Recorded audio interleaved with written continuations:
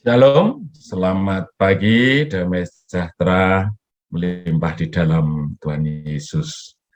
Bapak Ibu Saudara, pagi ini kita akan belajar untuk firman yang memiliki topik jaminan jawaban doa.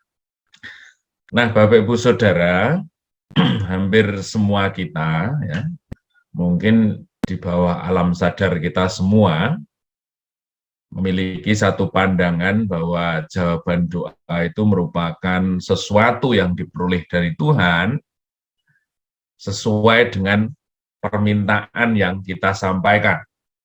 Ya. Artinya kita juga sering menganggap bahwa kalau kita tidak meminta dan itu terjadi, itu bukan jawaban doa. Jawaban doa dihasilkan karena kita aktif meminta kepada Tuhan, begitu.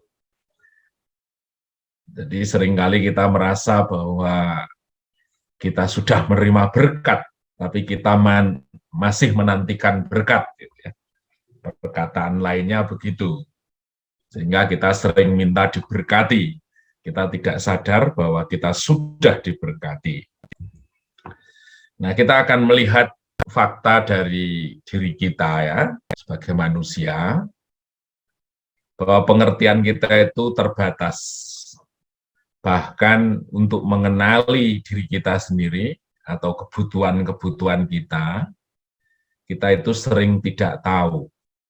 Ya. Kita punya masalah, yang kita sampaikan di dalam doa seringkali bukan akar masalah itu, tetapi hal yang lain, karena kita tidak tahu sebenarnya masalah kita itu terjadi karena apa, dan kita butuh jawaban seperti apa, kadang kita tidak tahu. Kemudian yang kedua adalah kebutuhan hidup itu ternyata berubah-ubah. Ya, kalau kita melihat kebutuhan, apa yang menjadi kebutuhan hari ini belum tentu merupakan kebutuhan kita di waktu yang lain. Dan kita seringkali berdoa itu berdasarkan apa yang kita hadapi hari ini. Ya, sementara di waktu yang lain barangkali kita sendiri merasa bahwa saya nggak membutuhkan itu. Kemudian doa yang kita sampaikan seringkali merupakan satu pernyataan atau ekspresi ketidakpercayaan. Tuhan tolong aku, Tuhan berkati aku, Tuhan dan lain-lain. Sementara dia pasti melakukannya. Kita saja yang seringkali justru secara tidak langsung menyatakan ketidakpercayaan, ketakutan, dan kekhawatiran kita. Kemudian yang berikutnya, kondisi kehidupan kita seringkali didikte oleh hal-hal yang sifatnya fisik dan itu sangat sementara, sehingga kita mengalami satu ketidakpastian di dalam diri kita, dan ketidakpastian itu yang seringkali kita doakan. Kemudian hal yang lain yang kita baca dari firman Tuhan, siapakah Tuhan kita? Ya. Dia jauh lebih mengenal kita, termasuk kebutuhan kita, dibandingkan diri kita sendiri mengetahui tentang diri kita. Ya, misalnya di Matius 6 ayat 8, firman Tuhan itu berkata, karena Bapamu mengetahui apa yang kamu perlukan, bahkan sebelum kamu minta kepadanya.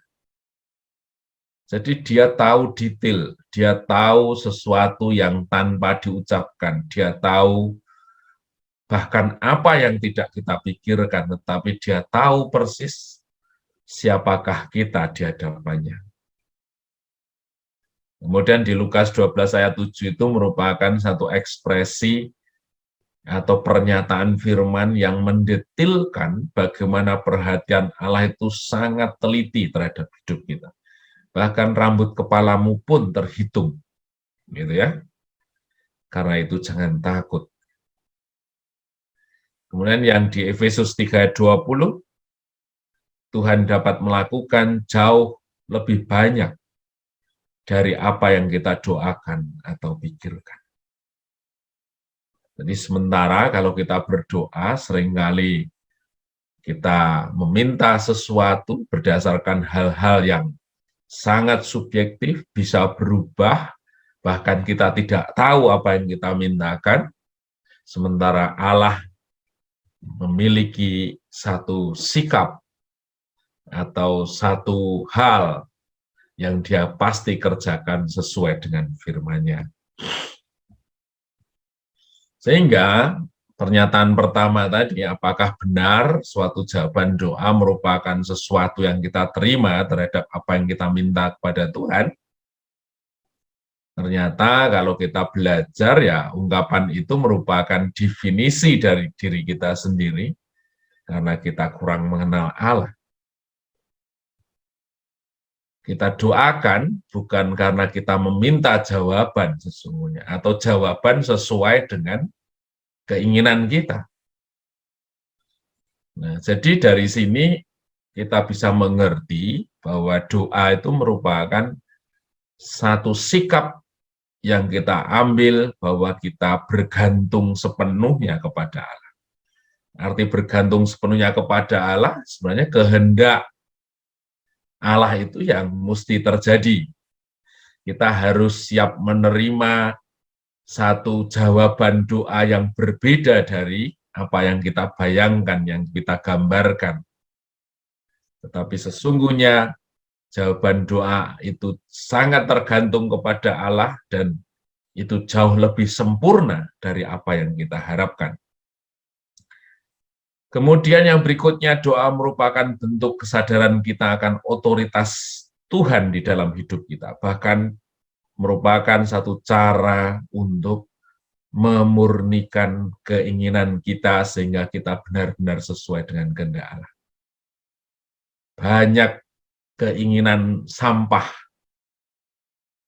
dalam hidup ini yang memang harus dimurnikan di hadapan Tuhan.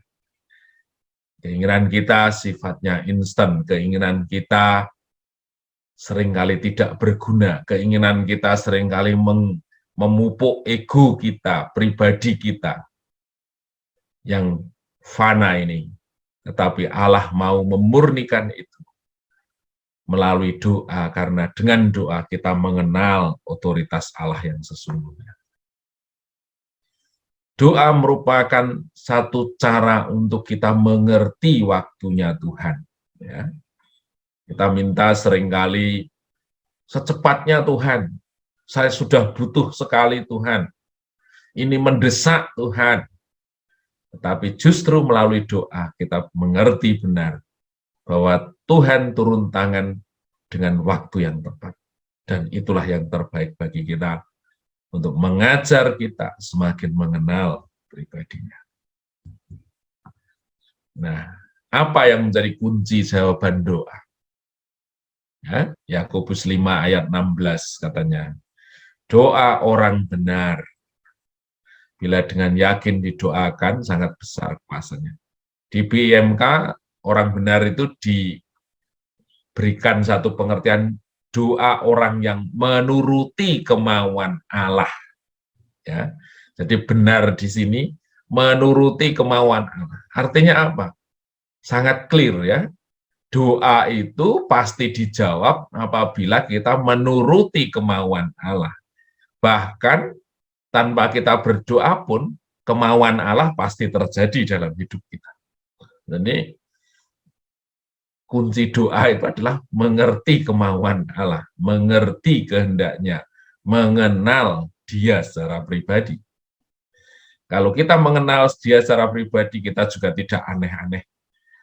Kita mengerti persis kapan Dia bertindak, kita mengerti persis apa yang sempurna bagi Dia dan itu sempurna bagi kita. Kita mengerti persis bahwa Dia pasti lakukan karena Dia setia. Filipi 4 ayat 6, janganlah hendaknya kamu khawatir. Khawatir itu adalah sisi manusiawi kita. Ya. Sisi bahwa kita melihat sesuatu dari ukuran-ukuran kita. Tetapi nyatakanlah segala hal keinginanmu kepada Allah dalam doa permohonan dengan ucapan syukur. Ucapan syukur itu di sini menandai stop kita berbicara tentang diri kita. Stop kita berbicara tentang keinginan kita. Stop kita berbicara tentang kehendak-kehendak kita. Tetapi kita mengembalikan pada deklarasi bahwa yang dari Allah itu adalah yang sempurna. Yang dari Allah itu yang terbaik. Jadi saudaraku, kalau kita sungguh mengenal Allah, mengenal kehendaknya, jawaban kita pasti dijawab.